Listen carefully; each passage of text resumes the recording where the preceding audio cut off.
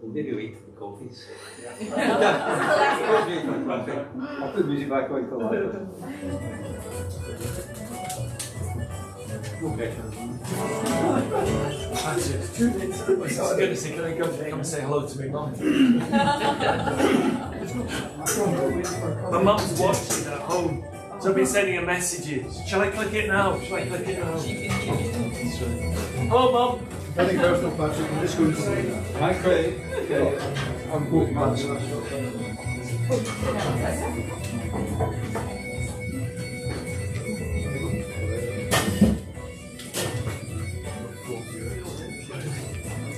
Hello, Sam. Good, thank you.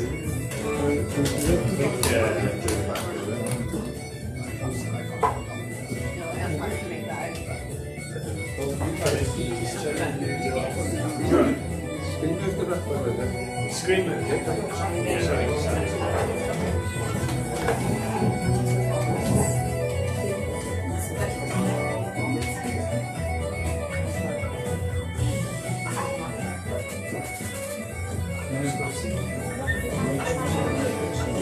So, just so you're going to be more that spiel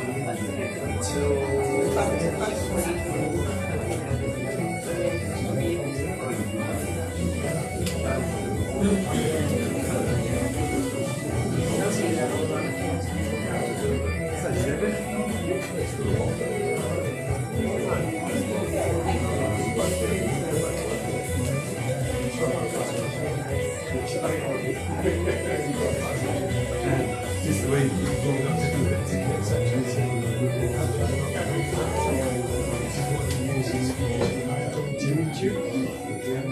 He's got a tablet and he's running some software, so that streams it. It doesn't do anything until it's right on there. So I brought my laptop.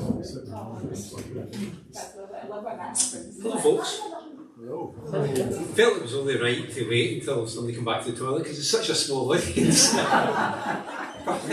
It's probably quite a high percentage of the audience there was at the toilet. So welcome to Scottish Textualities. It's hard work to say that. Textualities. Here, I'm Patrick, for those that don't know, and this is Warren. And you all know Anne, I think, has got you along here for the event tonight. So I'm doing a little bit of introduction, and I've been asked to say how did we get here. Now there's an obvious joke there that I said I come along the M8, and then but I'm not going to make that obvious joke that Colin suggested. The background to this is that I presented a little plug here for a community radio station called Celtic Music Radio, which is based in Glasgow. It's a community of interest, which means rather than, like there's one in Paisley, there's a community radio station in Paisley, rather than just a kind of reaching out to the kind of local community, reaching out worldwide. So it's kind of, it's a really nice radio station, plays just a selection of music, some of which you just heard there actually. It's a playlist from a show earlier on this week. And as part of that, I ended up presenting a show because of the pandemic, because I could do it from home. And so I've enjoyed doing that for the last year and a half or so. And very quickly though, I invited Anne on to do a little bit about Scots words, because she knows a lot about words. She uses a lot of words. She studied with a lot of words, so it's her thing is words. And I thought it'd be quite nice to have a little thing about Scots word on the programme. And so I suggested to her, how about you do, I didn't want to put pressure on her, so I said, how about doing like a little Scots word a week, and you explain it and, do that. And I said, last about 30 seconds or something like that, So Anne being Anne, I would say last week's one was maybe about 4.5 minutes. But I love them. They're just lovely little, I'm going to use a word that she's taught me, which is vignettes. So they're lovely little stories about the Scots word that she's put together.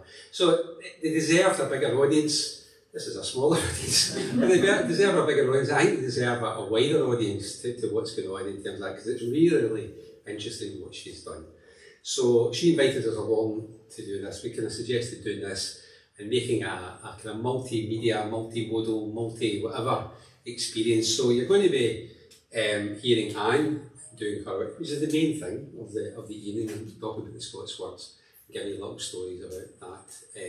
But they're going to be accompanied by the fantastic photography of Sam, which you'll see up the back there. Those watching online might or might not see those pictures too well, but we'll see how that goes. And then we're going to fill in the gaps. Now, you might have seen them advertised with We Three Quinns. Those of you who've got maybe your standard grade maths or your hard maths might have noticed there's only 2 here. So apologies that the third Quinn, which is my cousin Catherine, couldn't make it along tonight. I think she double booked herself, something to do with a kayaking holiday or something. I'm not really too sure. No, it's a COVID related thing, as we know, these things happen. So anyway, she's fine, and but she could make it along tonight. So with no further ado, I think, is that enough to tell everybody what's happening? There's going to be words, there's going to be song, there's going to be some music, you're going to be singing, and there's going to be a lovely photography, and at the end of it we'll have more lovely coffee and tea for the people here. So I'll hand over to Anne now. popping up from the corner. Before I kick in, Becky, a couple of people have asked me about this building, and Dylan was here. Do you want to just come up first of all, just to say something?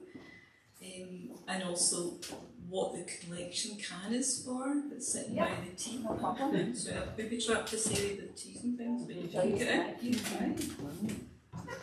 Hello, I'm Becky, and that's Diana in the corner, who some of you have already met. So you, as some of you will know, you're in one of the original gatehouses to one of the Paisley Mills. Some of you here might know more of the history of it than I do, and if so, come tell me. We love when people have stories of this space. We often have, well, sometimes have people come in and tell us that they remember coming in here in their childhood and their parents worked in the mills, and there's all kinds of stories in this building. It's been many things over the years. Currently, it serves as the home to our business. My husband, who's currently at home with the children, that's why he's not here, my husband and I own this business, the Gatehouse Coffee Roasters. So we roast coffee in the other room that we import from small farmers all around the world, and we roast it and sell to coffee shops in Paisley and Glasgow and a few further afield.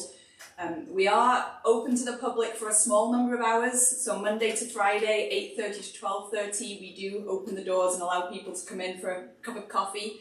I wouldn't say that we're a cafe, we don't have a menu, we don't have food, we just have a cosy place to sit and have a warm cup of coffee and chat with us, chat with Diana, she's usually here too. So you're all very welcome to come along anytime. In terms of the coffee tonight, there's some tea and snacks over there. There's hot water, you can help yourselves after we finish tonight if you would like to. And there's a donation tin there for the tea and the snacks. The charity is Jubilee House, which is a local Paisley charity that supports women and children escaping domestic abuse. So any money that you pop in there tonight goes straight to Jubilee House. The coffees, some of you have already come and got coffee from us, but we are selling coffees as well if you prefer that. We've got caffeinated and decaffeinated, just let us know which you prefer. Lattes, cappuccinos, flat whites for £2, Americanos for $1.80. We can take cash or card. So obviously we're not going to be doing that during the performance. The machine's a little bit noisy, but when they've finished, if you want to come up and get tea or get a coffee, then you're very welcome. Bags of coffee. We do have bags of coffee over there. Yeah. Presents. Yeah, thanks for the plug. Sorry to those people online that can't come and get coffee, but you know, those of you that are here can enjoy it. Thanks, Sam. Thanks. Thank you. Right, I'm put my antennae on. Great. So, yeah, first of all, thank you so much for turning out. Again, some of you were here about 2 years ago when we were here for the Roots Festival, and it was a horrible treich night. It was a disaster. And when I saw it again building up today, I was like, no. Anyway, I forget about how stalwart people are, which is fantastic, so thank you, because otherwise we would have been basically singing to Becky and Diana, talking there, oh no. Brilliant. Patrick was saying small audience, yes and no. Smaller number in here because we had to be smaller tonight, but we have a global audience happening, and they're maybe not quite, we don't know the messages I've been getting through the week, who's going to be watching, apart from Colm's mum, hello Dorothy, great. So I'll tell you who's tuning in. We have my cousins, I'm going to call them my cousins, the Duffy clan from Paris are tuning in. As well as their other sect of the clan in Huddersfield. We have people in the US, Boston, North Carolina, maybe elsewhere. We have people, as I said, down in England. We have people in Wales. We have people in Edinburgh. We have people in Kirkintilloch. We have people, well, we had to go there, we had to let them in, the Clydebank folk. Relatives at least. Oak Badger as well. And Oak Badger, yeah, you know, you can't stop them. You know, Dumbarton, Glasgow and Paisley, obviously. Paisley want to give a wee shout out particularly to the family of Corbin Miles, who are along in their wee cosy flat this evening. Some of you will know that Corbin, a lovely, lovely man who did so much for Paisley, died last November, aged only 48, deeply sad. This occasion tonight is part of the Tannahill Festival, and as part of the newly inaugurated Tannahill Festival, we have decided to have a new award for a young musician in honour of Corbyn's memory, and that will be given it's tomorrow night at the Poetry Slam. But anyway, Miles family, if you're watching in Paisley or indeed in the States, because they are our American Scots family, and it's lovely to think. I know they're tuning in. They said they're going to be sitting eating pizza. So there we go. So anyway, lovely to know that you are with us. But for those in the room who I have pressed ganged into being here, it's amazing how guilt works, you know. We are shamelessly always supplying with lovely coffee and wee bits of chocolate, you know. So being a teacher, I'm right into bribery and corruption. So it works every time, you know. But I'm also kind of mindful of Tannehill himself. Tannehill was aware of how to get your audience in, and I just wanted to read you a wee thing that he said. I'm lucky enough to have an old edition, a 1900 edition of Tannehill's works, which is printed by our own Alexander Gardner, one of Paisley's own printers, long gone now. But anyway, Tannehill at one point, in his prologue, which was to a play, he says, "Ye patronisers of our little Bertie, my heart's enlich to see you all so hearty. I'm fain indeed, in truth, I've mickle cause, that your blithe faces half ensure applause. I don't pretend to speak by square and rule, like yon wise chaps bred up in the Thespian school, and to your wishes should we not succeed, pray be so kind, and tack the bill for deed." So there you are. Tannehill says you have to be nice to us. As Patrick said, we have the photographs of my Sam here. Most of them are Sam's. You will know the ones that aren't, right? They're from Colm and I, because they just fitted to what I was going to blather on about. Okay, so apologies about that, Sam. Being his mammy, of course, I also brought along Sam's business cards. So if you have a wee occasion, or you just want your photo took, speak to him at the end. So there you go. I've got my own card to go, but I don't have the two Quinns. They're too expensive, actually. You see the fee we had to pay for these two? At the end of the day, it's probably going to be one Quinn. With one Quinn, I know. One Quinn, I know. A highly talented duo here tonight. I have to just give a plug for Moni. She is a trained Suzuki violin teacher. I don't know if you want more pupils or not, but she's sitting there. Okay. Patrick's in a band called Hodger Lux. Fantastic Healy band. Apart from being an excellent musician, and his day job as a lecturer, all in musical things, runs Celtic Connections on campus. So he's very sort of self-sacrificing, I was going to say, self-something. No, I'm an English teacher, self-something. And he doesn't bump his gums, basically, but a highly talented chap, and it is my delight to be sharing a stage with them both. So I should also say, actually, we're all volunteers. We're all just here for the crack and the fun and the coffee, which is great, and that's how we like to run things. We're here tonight to celebrate Scottishness. Okay, you should always put that in me, but say to the kids, wee scare quotes, what the heck does that mean? That's a lot of slippage in that word there. But tonight also my remit is to talk to you about Scots language. Many of you will naturally be speaking it all the time.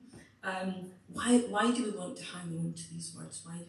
Why is it important to think about Scots language? Well, basically, I believe it's part of our identity. It's what makes us who we are as a race. And Jackie Kay, who was the previous maker, who's now been taken over by Kathleen Jamie, the wonderful, wonderful poet, the maker is an official position by the Scottish Government. Very, very old position. James IV, I think, maybe instituted it. And this was the official court poet. Okay, so Scottish Government reinstated that a few years ago. Jackie Kay was one of the. She was the second one, wasn't she? Even not the third. I should have researched that. Anyway, there we go. Jackie Kay has a wonderful poem called Old Tongue, and she talks about when when she was wee, they moved down south at one point, and this is what she says. She says, "Well, where did all my words go? My old words, my lost words? Did you ever feel sad when you lost a word? Did you ever try and call it back, like calling in the sea?" So that's what we're doing this evening, guys. We're calling back our words, our wonderful words. Sometimes you will hear a word spoken tonight and you go, "I use that," or "Oh, maybe haven't heard that for a while. I know there's quite a few people in the audience that do use them, and sometimes that we just need to remind ourselves. Ian Crichton-Smith, another landmark in the Scottish literary calendar, said, "He who loses his language loses his world." Always extend that to she who loses her language loses her world. And therefore, it's what he said quite a long time ago was a precursor to the Lost Words project some of you might know about what's happening at the moment, which is spearheaded by the wonderful Robert McFarlane, Graham Powart and Jackie Morris, and a whole bunch of other musicians. It's fantastic. And they're attempting to recover words of subtlety and difference and nuance, because they were scared that particularly our young children were losing these words, in particular connected to the natural world. Crichton-Smith is a native Gaelic speaker. I won't be doing much in Gaelic at all tonight. That's another one of Scotland's official languages, and I'm not in any way qualified to talk about that, even though my granny was a native speaker. And it has a whole different linguistic history to Scots. Gaelic speakers always translate directly into English. They never go into Scots because the root is different. Anyway, Crichton-Smith said in his poem "Shall Gaelic Die," he was, in a way I was thinking again, he was a precursor to this idea of the Lost Words project, because Crichton-Smith says, "Words rise out of the country. They're around us, and every month in the year we are surrounded by words. Spring has its own dictionary. Its leaves are turning the sharp wind of March, which opens the shops. Autumn has its own dictionary. The brown words lying at the bottom of the loch, asleep for a season. Winter has its own dictionary. The words are a blizzard building a tower of Babel, its grammar like snow." So we can move what he says here through the seasons about having their own dictionary into Scots language, where, as my Scottish language class, which I ran at the moment in school with my 6th year, we're really amused to discover we have apparently about 200 words for dreich, bad weather. We have under 5 for warm. Anyway, let's start the celebration of our words. So the first word, I'm going to know what to call it various times. I was supposed to be working the slides with a wee doofer, but it didn't like me standing here, so he's going to be doing that. So then again, I might have to look sharply at him. So the first one we have up tonight is Straveig, a beautiful word some of you might know. All of us have our favourite words, and Straveig is one of mine. I absolutely love the balance of the word. It's Straveig, tirra, tirra. It's this beautiful balance. I like also you have to pronounce the R to make the word work. Okay. Some Scots now underuse this trick of the mouth. They sort of think that it's more educated not to use it, they sort of flatten out the R. I don't think that's right at all. I think if that's a natural speak, you use it and it brings the word alive. So if you're saying this word, make sure you say Straveig. Roll it around your mouth. Okay. So the second one, he's keeping up with me, that's good. I also like the community this word connects to, because if you go for a Straveig, those of you that use it, you're in actually the mindset of what the French call a flaneur or flaneuse. I'm hoping the people watching this in Paris are not going to laugh at my pronunciation here. Flaneur or flaneuse, because women walk too.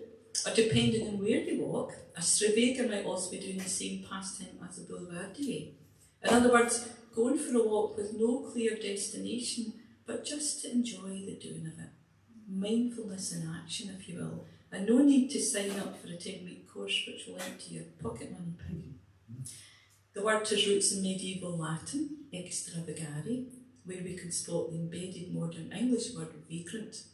Some would therefore argue that a Straveiger is an idle, useless person, just gadding about.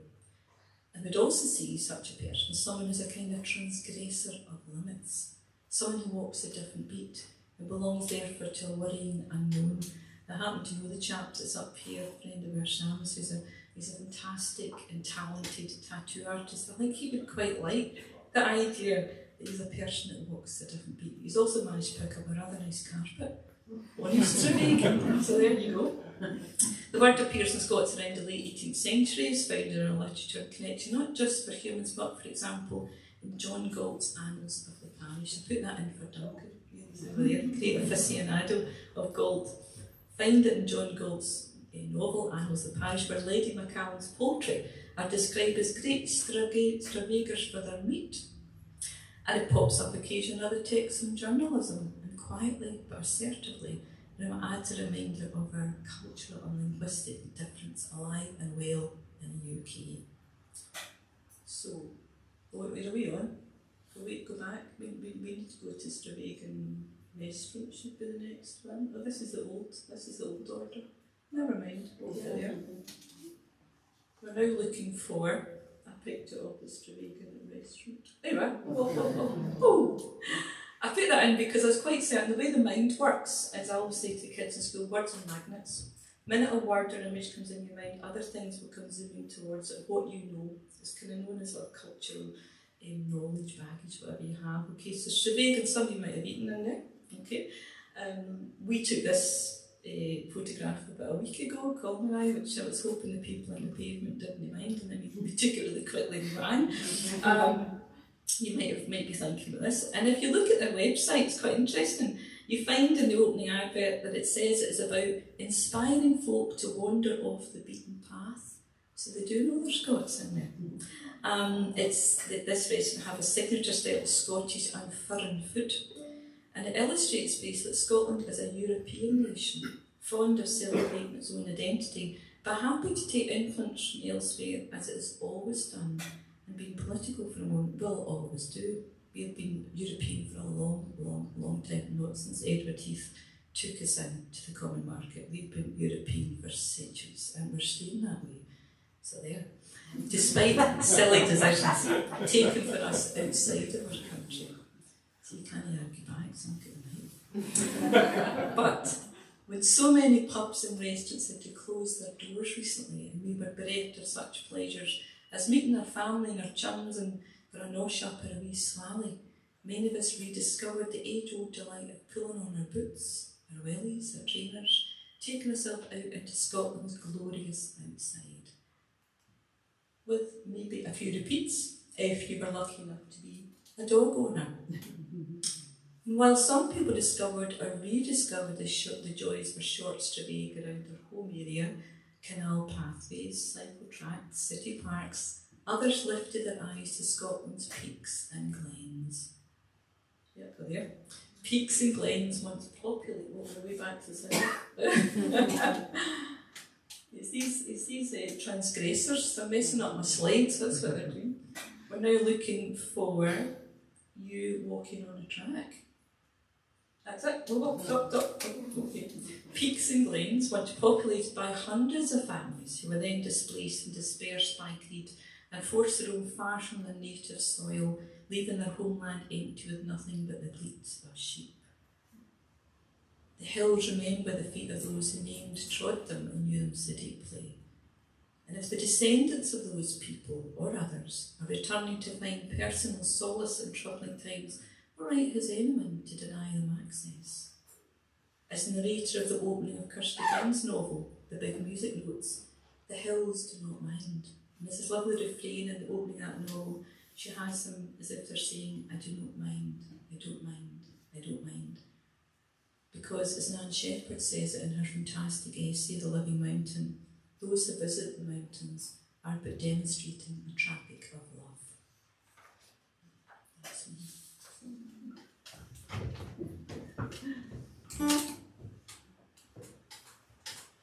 Thank you very much, Anne. So we're going to move on to a song now.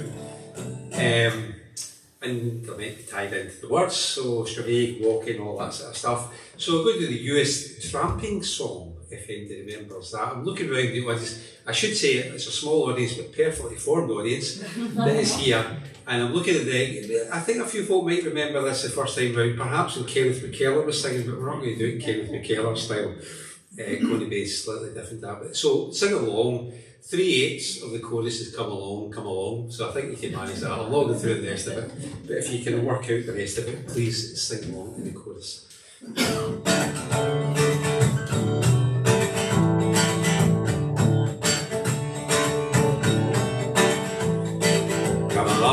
Come along, let us put it out together. Come along, be fair as stormy weather.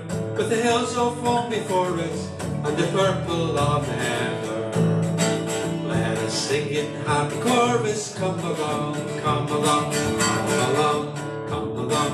Let us foot it out together, come along, come along.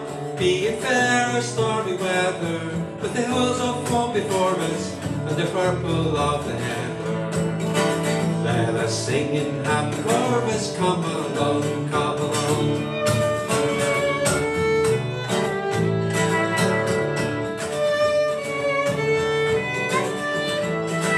Gaily sings the lark, and the sky's full awake with the promise of the day, for the road we gladly take. So it's heel and toe forward, bidding farewell to the town. For the welcome that awaits us ere the sun goes down. Come along, come along, let us foot it out together. Come along, be it fair or stormy weather, with the hills of foam before us, and the purple of the heather. Let us sing in happy chorus, come along, come along.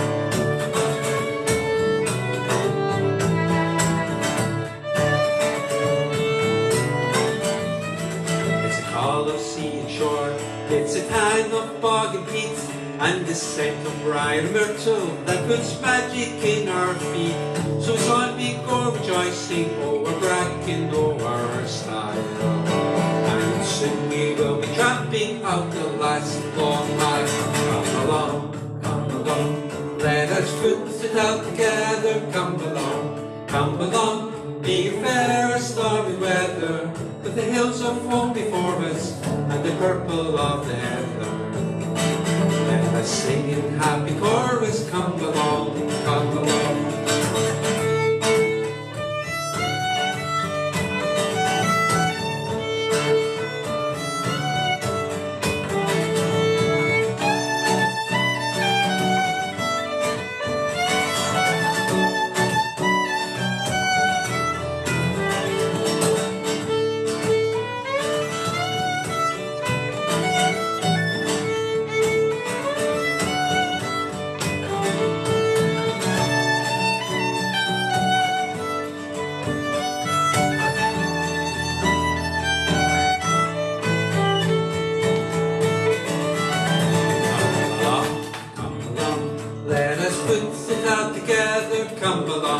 Come along, be fair or stormy weather, with the hills of foam before us, and the purple of the heather. Let us sing in happy chorus, come along, come along, come along, come along. Let us foot it out together, come along, be fair or stormy weather, with the hills of foam before us, and the purple of the heather. Sing in happy chorus, come along, come along.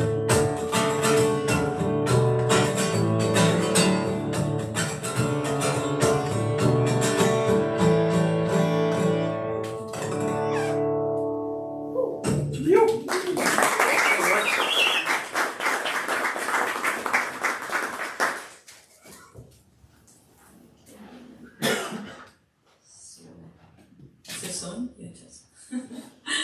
Rather appropriate word for you now. Duke. Just out there and you'll experience it. So, some of you may know my dad was a keen hill walker, and many of my formative years were spent walking the Campsie Fells with him and my family. If it was a hot day, we'd often end our tramp by cooling ourselves off in the Aldyson burn when we come back down in one of the pods there, as my dad always called it. We called this going for a duke.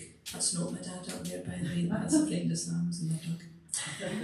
So, going for a duke. Nowadays, folk seem to call it far more prosaic name of wild swimming. Judging by the screams, I must admit, as the water used to hit my sweaty feet, or any other bit of my body when I felt the fresh chill of the mountain burn running about me. I must admit things did get a wee bit wild. But I have to say this bright-eyed lovely lass swimming in Calgary Bay off Mull looks as if she might actually be enjoying herself. But I think it was in the heat wave, I've got to say. The word duke, D-O-O-K or D-O-U-K, Scots is an oral language. The spelling is secondary. It's Colm and I, when we play Scrabble, I'm not allowed to use Scots words because he says I cheat. So they keep changing names. It's my language, I do what I want. But there we go. The word came into usage a bit late 17th century. There'll be a quiz at the end of this, by the way. That's right. Joke. It means to submerge, to plunge into, or to bathe. Some of you, I'm sure, will have spent your Halloween ducking for apples, a tradition which still delights the most modern of children and young people, certainly in our street. And while I'm on the subject, guys, we don't do trick-or-treating in this country, right? None of that. We go guysing, okay? Got to hang out with these words. It's a completely different tradition, different philosophy. We aside. Anyway, part of the word duke also signifies a wooden peg or bolt driven into a wall, or to hold a nail, a plug, or a bung for a cask or a boat. I have to confess, I've never ever used it like that. So here we go. I have recently, though, discovered the delights of the Lido at Guruk. I know some other people in the room go there. An outside swimming pool filled with warmed up seawater, far more civilised to my mind than a screaming plunge into a mountain burn. I'm no daft. Having said that, I don't feel rather that any holiday in Scotland is complete if I'm not at some point in the sea, kicking and floating about in salty water with my breath has returned and shouting out, "This is fantastic." I must also now say that despite owning a wetsuit from Aldi, old habits die hard, and a childhood spent duking in the freezing sea of Arran or Millport, or after a hard day's tramp up to Earl Street in the Meikle Bin, still makes me very prey to the lure of the lapping waves along a sandy or pebbly shore. So it is, my wetsuit has probably only had one wee outing, as I never seem to have it with me when the opportunity arrives. So, warning. Should you find yourself sharing a Scottish beach with me in a warm spring, summer or autumn day, avert your eyes. A white-haired middle-aged woman with sagging body will no doubt be in the water, clad only in her undies, caring not a jot, and shouting, "Come on in, it's brilliant," when I can speak. I can't remember ever going for a duke in winter though. Unlike my friend John, who might actually be tuning in, I'm not sure, a former and serious climber now in his 7th decade, who swears by his daily, and I mean his daily duke in the Burn, which flows through his land in the wilds of the West Highlands, and done in his birthday suit, not a wetsuit. My friend says it keeps the evils of arthritis at bay. Well, it may do, but my ancestors who also came from that part of the world might agree with my more Glaswegian assessment. If you're duking in water, there's a wee layer of ice floating in it. You're just up your head.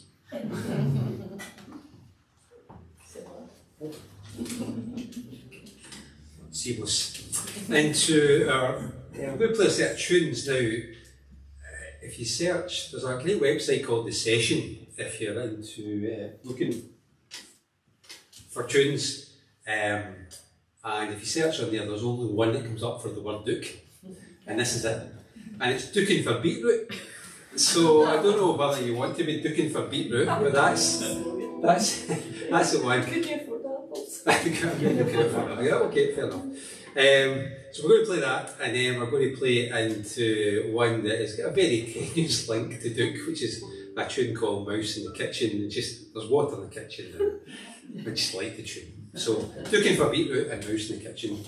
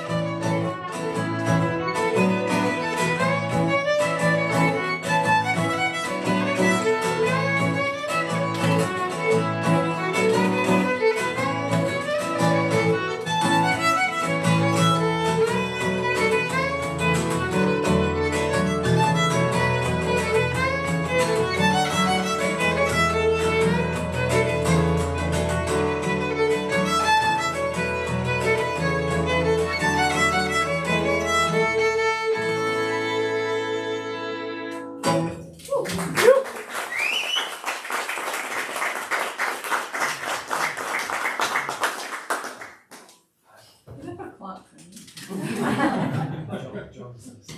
Oh, that's lovely. That's nice. Hello, John. Fantastic. Aren't they good? Aren't they good? And I'm pals with them. This summer we had it pretty good, didn't we? You think about the weather. We did. We might not remember it tonight, but we actually had a really nice summer. But I also remember towards, in fact it was the start of August, wasn't it? It was the middle, I can't remember, in August. The rain returned in biblical proportions, a bit like tonight. Okay. I was caught in it quite a few times, particularly in Barshaw Park, guys, when we went for the Hiroshima Memorial. I hate being out with thunder and lightning. Dear Lord. Anyway, there we are. We were drucket, to use the next Scots word, a drucket. The weight of the word weighs us down with the very saying of it. Now when you're drucket, you're not just a wee bit wet. You're wet through every seam, layer of clothing, your shoes, your socks, your insoles are as scrutinous. Unless you've had the warning of the deluge and you've had your sense to put your wellies on. So, I was a wee bit surprised one evening in a quick visit to our garden. There was a brief respite from the rain to see our resident Robin. You can see him there just about. Who goes by the name in our house is Fat Bob. Those of you that know your Willie know what that is. Giving himself a right good bath in a large ceramic dish that sits next to our bird feeder. It was filled to the brim of fresh rainwater, which must have been pretty cold. But it surprised me, as I presumed he, like me, would have had enough of being submerged in cold water. But no, here he was, having a splendid splash about. That's not a picture of the bath, right? Hold on, we're getting to the relevance of that. Fluffing, shaking up his feathers in great style, and in and out he went for a great 10 full 10 minutes. I'll get you a wee bit chitter and bite, I found myself saying to him, as I picked up the bag of bird food from our shed, which is what is eating. That was what my dad always said to us, and we kids emerged wet-haired, red-cheeked from our swim in the local baths in Kirky on a Saturday morning. I'll get you a chitter and bite. Now normally, this denotes a snack, maybe a wee bit of bread, a biscuit, but here we can see this cold-looking lassie, the same one that was swimming off malt, getting stuck into something quite substantial. But for us kids in Kirky at the time, usually it meant a walk to the Italian-owned cafe at the end of the high street. My dad would get us a bag of chips, a donut, a glass of milk, food of the gods, and the renowned antidote to any threats of hypothermia. So remember that.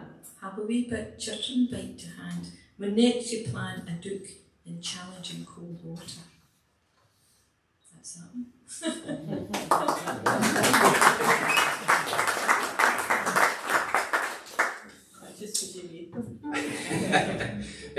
We're actually going to jump ahead a bit, so we're giving you a preempting on what I'm going to be talking about next, and it's something to do with drinking.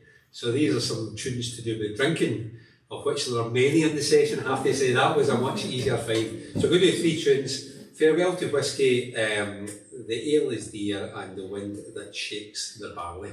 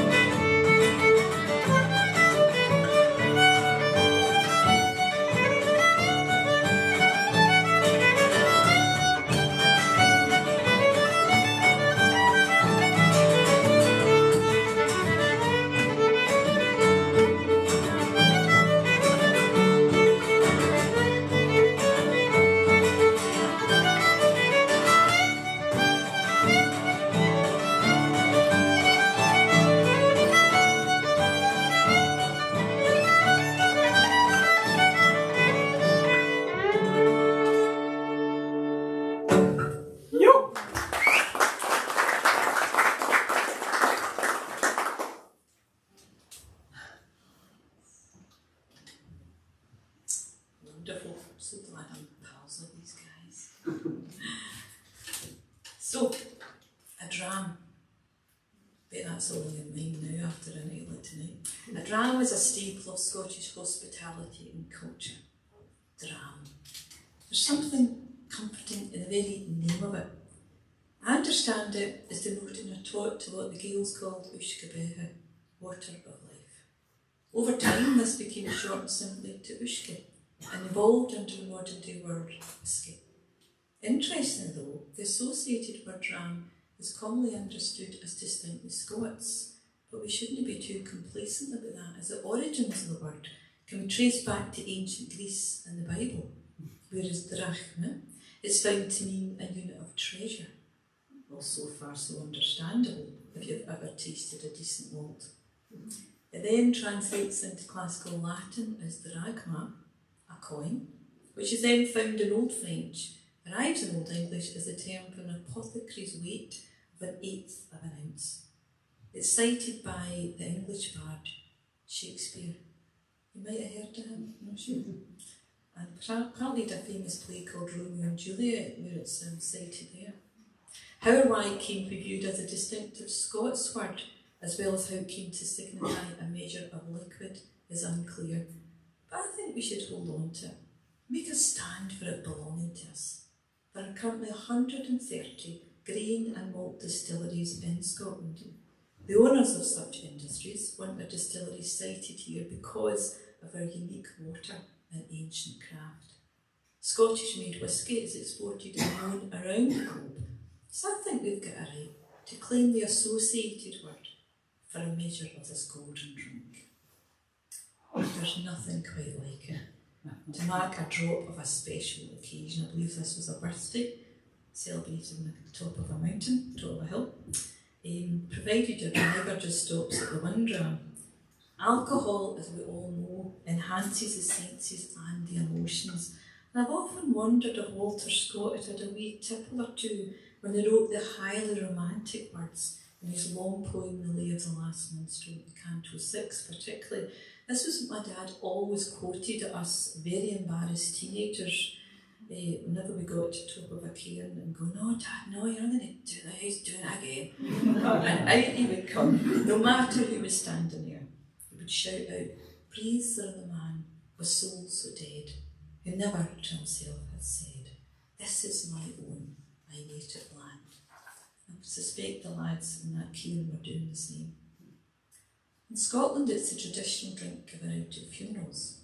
My mum, whose own mum was from the West Highlands, and her ancestors before that were from Glenaladale, which is halfway down Loch Shiel. You can't see it very well there, but it's more or less an almost inaccessible glen. There's no roads into it. Tells the story of my mum tells the story of paying her last respects to a cousin, and he, being a MacDonald, was taken to his place of final rest on the Green Isle on Loch Shiel, where members of this clan still have a right to be buried in the ancient cemetery there. She told me it was Easter time, but I remember her going there. It was Easter time and the snow was still on the hills. The funeral mass was said in Fort William. The cortege then took the road down to Galilee, where the party were divided up into small boats. The boatsman, the priest and the coffin in the first boat leading the convoy. On the Green Isle itself, prayers were said at the grave, which had been dug the day before by the other members of the family, and a quaich full of whisky was then passed around the assembled mourners, as spoken or unspoken blessings were uttered for the repose of the soul of my mum's cousin. My mum's not a whisky drinker, but she said, in that setting, sad and cold to the bone from the journey, the dram tasted like nectar. And I think we should claim the word dram as being the inspiration behind many a pain, as our own Tannahill attests. He says here, "Me muse he aye, like good Scotch drink. It makes the dormant soul to think. Gars wit and rhyme the gathered clink in canty measure, and even though half full we wink, inspires with pleasure. While stillness stands for modest merit, and impudence for manly spirit.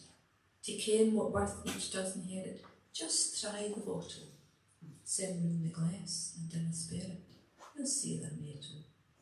Would the gods but grant my wish, my constant prayer would be for this, that love sincere and health and peace my lot they clink in, but now and then the social joys of friendly drinking.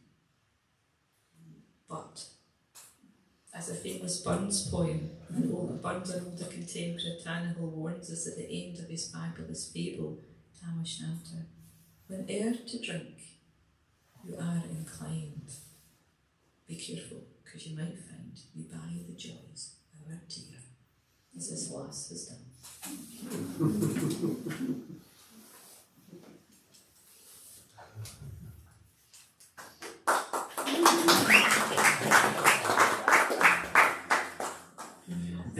How do you follow that? Okay.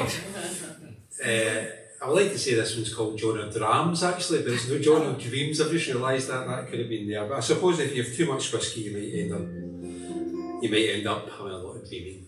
I don't know. It's a very tenuous link, so. Apologies for that. You're just going to have to take it. Okay.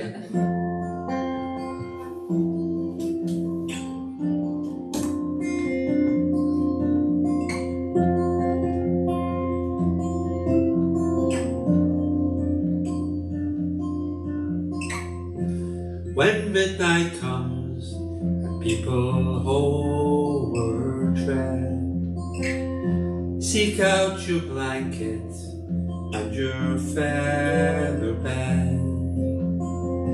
Home comes the rover, his journey's over. Yield up the night time to old John O'Dream. Yield up the night time to old John O'Dream.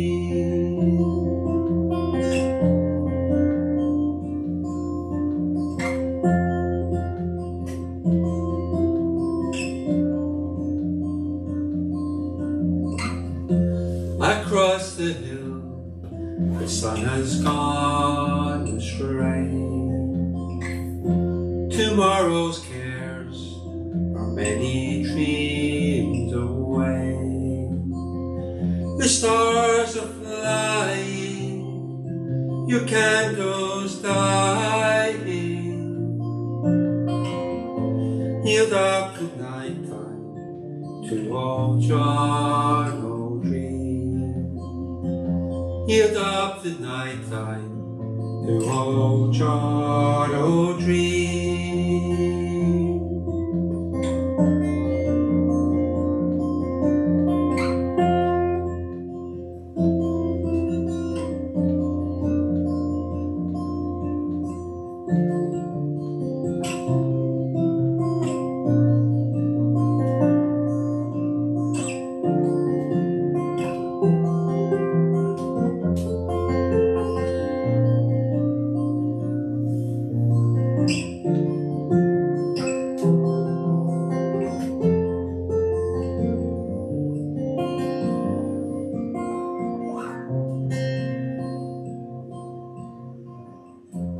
Both man and master in the night are one.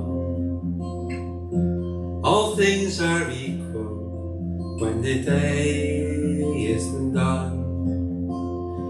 The prince, the ploughman, the slave, the freeman, all find their comfort in old John O'Dream. I'll find their comfort in old John O'Dream.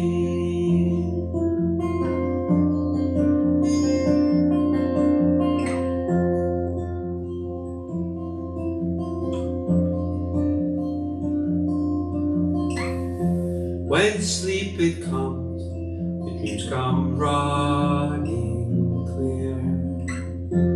The hawks of morning cannot reach you here. Sleep is a river, flow on forever. And for your boatman, choose old John O'Dream. Yes, for your boatman, choose old John O'Dream.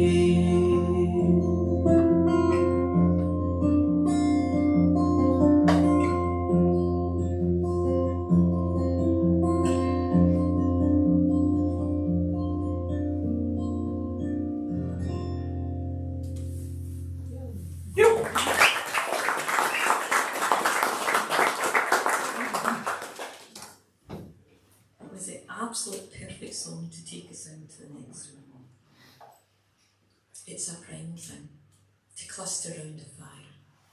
When your day has been long or short, and you've worked hard, you've played hard, or you're a teacher, or just because your mates have come round, there's just something so satisfying about watching the light fade, the shadows lengthening, the day slipping into night, especially if you're toasted by a real fire. It was a raw February evening when they recorded this word for Celtic Music Radio. I remember that the temperature was averaging around 0. The air outside stung faces and sneaked its way through coat seams. Snow was forecast. Daylight had gone. It was a night to Coorie in. In Scotland, we say this when we mean snuggling up, getting cosy, such as in these photos, round a real fire with good company, where tales are told, memories are shared, imagination takes flight. Or if inside, currying in with somebody you like, people you like, drawing the curtains, lighting some candles, having a mellow hot drink in your hands, some tasty food, sharing how your day has been, laughing together, turning your thoughts away from the world beyond your doorstep. We had this practice way before those Danes made such a song and dance about it. It's just what we did. They didn't put it in a book though. They should have done. The Scots will recognise the riches that lie in the dark months of our natural year, and that's why as Celts we should have no truck. I'm going to use my teacher voice here, no truck with the imported narrative that darkness is depressing or unnatural or downright bad. In Scottish literature, so much excellent writing comes from the times when we accept the dark, when we're not distracted by constant amusements outside, but stare into the flames, let our minds travel and dream. The darkness is healing and growth and wisdom in it, if we but let it speak. Another way we use this phrase is to curry in when we want everyone to get in a photograph. And we always accompany this with pulling in of the shoulders, an inward wave of the hands. Come on everyone, curry in, we say. This one was taken from the last gig we had in this wonderful building when we were then here for the Roots Festival, and that's also that we're all together there with the third member of We Three Quinns and the then director of Roots Festival, and that was a early night, that was great, some of you were here. And finally we use the word curry, when we mean in the sense to physically hunker down or sort of to accept the state of play, as we've all had to do in the past year or so. We draw on our depths of stoicism, resilience, our knowledge that all things pass and new things lie in the unspoken future.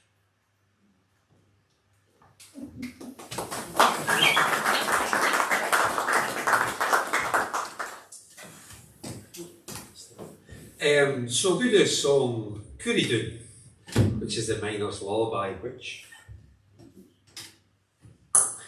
you might or might not know, but I'm going to teach you anyway, so you've no excuses. And even if you're behind a mask, see if you've got a mask on, you just got to sing louder. That's what you've got to do. I'm going to get my excuses out now. This is the one that Catherine was going to do as well, so I've been learning this afternoon, so you've got to take pity on me as I sing this.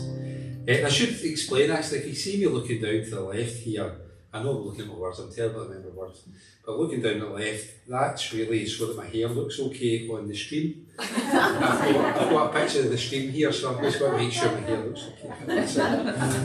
You might want to comb then. Tough crowds. So the words are Coorie doon, my darling, Coorie doon the day. So I do it, it's not too hard. It's going Coorie doon, my darling, Coorie doon the day. The only challenging bit is the tune slightly changes in the first line from the third line. So see if you notice the difference. Coorie doon, my darling, Coorie doon the day. Coorie doon, my darling, Coorie doon the day. Did you notice the difference there? First one was, my darling.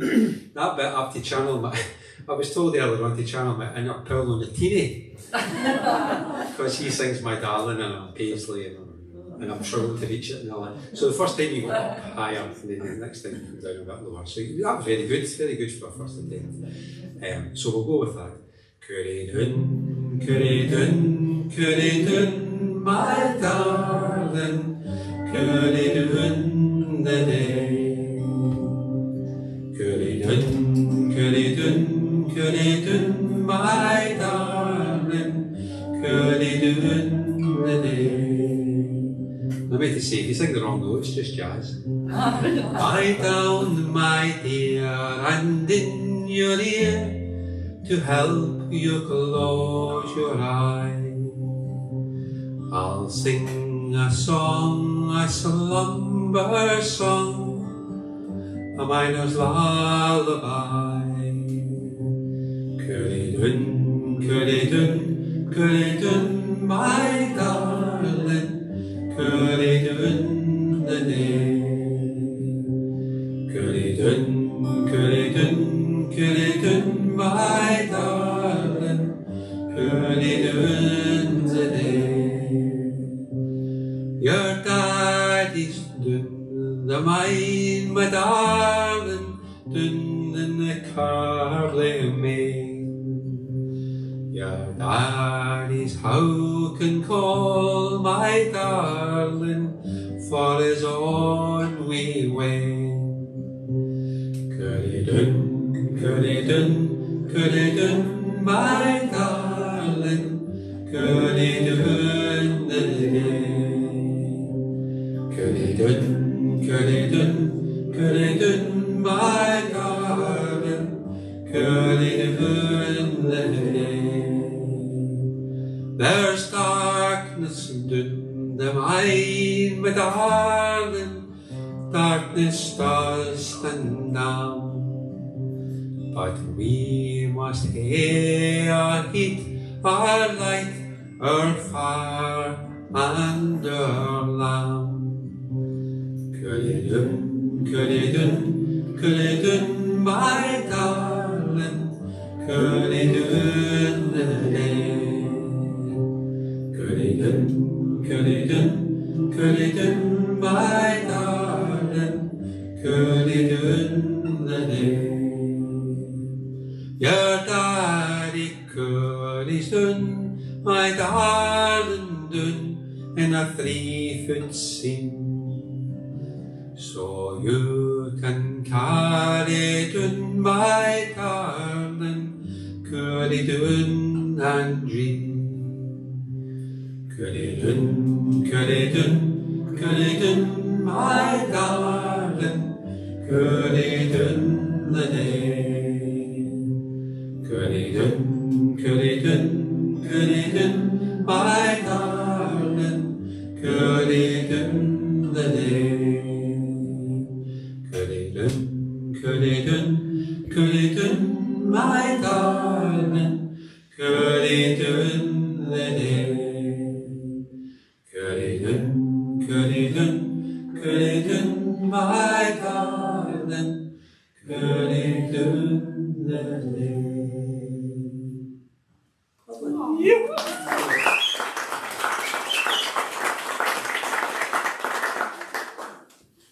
Everyone was harmonising there. Jazz. Am I saying the last bit here? Oh, right. Sorry, yes. So that was the end. Well, so traditionally, social norms say that, you know, we go off stage and you clap and shout and stamp your feet for ages, and we stand out there and make you sweat and all this stuff. That's a lot of faff. Plus, I don't think I can get out here. So would you like one more? That's a lot easier. Anne's going to do a word, and we're going to try and play quietly in the background. Totally impromptu, of course. Totally rehearsed. Just to say that wee song that they beautifully sang there, obviously by the wonderful Matt McGinn, East End of Glasgow. And it kind of nicely goes into what I'm going to say here, because Colin and I, as you know, ran a bookstall in the Barras for 18 months, and I was teaching at the same time, and people were often surprised that we did that. And we said, "No, off the harsh place." And we went, "No, we met such kindness in the Barras, such genuine kindness and gentleness at times, you'd be amazed." So yeah, and Matt McGinn, East End of Glasgow man, song about the miner's lullaby, doing one of the hardest jobs known to humanity, but capable of such gentleness and quietness and care for its child. Is lovely. So anyway, that nicely takes me into what I'm about to say. There's a mistaken notion that Scots is a rough language, a harsh language. It can be rough, as all languages can be, but there's a depth to Scots that can reach towards the unsayable, such as when we glisk, catch a sudden glimpse, a flash, momentary something of a sphere of enchantment that we touch upon in rare moments, such as when we're aware of a larger narrative that is sustaining, omnipresent. And the Scots language rises to meet it, such as in this translation of an old hymn. Bide you with me, the night begins to glower, murk is all about me, hide me in thy power. Help a man it can abide, and I've nae comfort there. Bide you with me, and build me in thy care. Life's wee bit glisko licht soon smoors awa', all the world's wax tours when dull and brack and fa'. Nathan but change comes burling to my e'e. Bide ye, that will na change, rift close to me.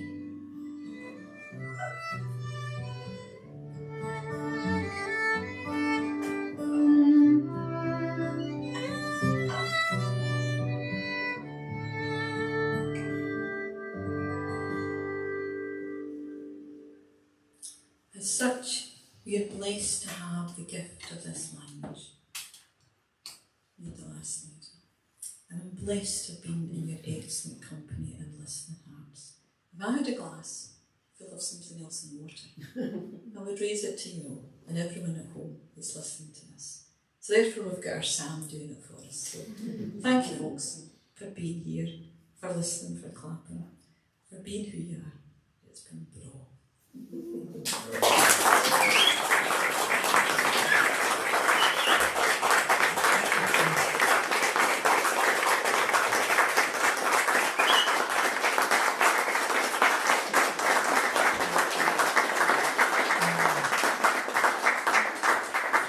A couple of wee thank yous to do, so just stay in your seats, right?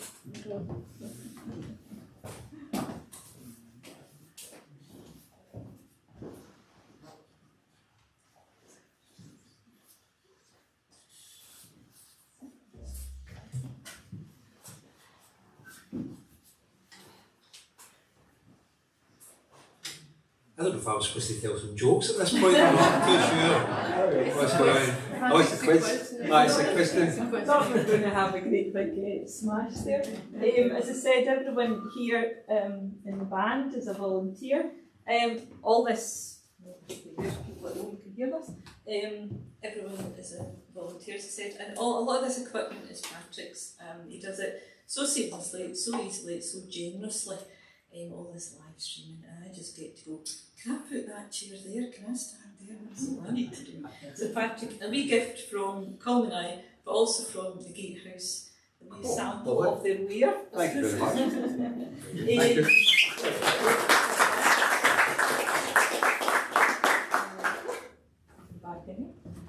To Maureen, who plays so beautifully, and she looks so gorgeous. So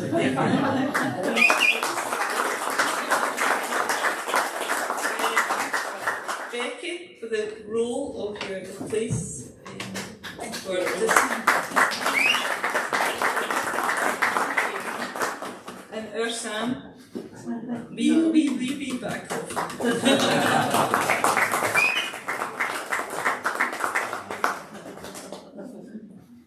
Yeah, so there you go. And as Becky said, I don't know, there might be some more coffee or hot drinks going. They do also sell their lovely coffee here. It's really, really worth it. So yeah, there are some more events going on for Tannahill. If you just look on the Tannahill website, you'll see it. But yeah, it's been lovely to have you on such a night coming in. Really, really appreciate it. It's been really nice to be here. So, do you want to say anything? No, thank you. Enjoy the coffee.